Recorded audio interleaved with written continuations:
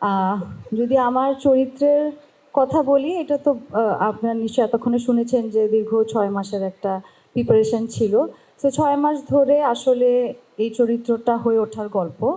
তো স্পেসে যাওয়া আসা, এখন অনেক ডিটেলে বলতে পারবো না বা চাইও না, কারণ এটা একটা সময় আসবে তখন অনেক বিস্তর আলোচনা করা যাবে।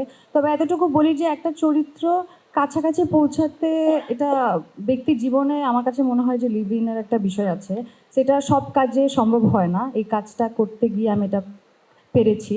সো অনেক অনেক কিছু আমরা চেষ্টা করেছিলাম। আমাকে আমার ডিরেক্টর বলেছিলেন যে এই চরিত্রটা হতে হলে আম, একটু কষ্ট করতে হবে, মানে সৌন্দর্য সব কিছু ভুলে যেতে হবে, জীবনটাকে একটু আলাদা করে রাখতে হবে।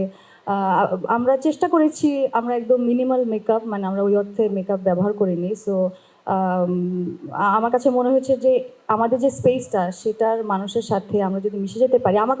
আমাকে একটা কথা বলেছিল যে এই অঞ্চলে মানে ওই স্পেসে যে মানুষরা, তাদের সাথে আমি দাঁড়ালে যদি আমাকে কাট আউট না মনে হয়, তাহলে ক্যারেক্টারটা হবে। সো ওইটাই চেষ্টা করেছি।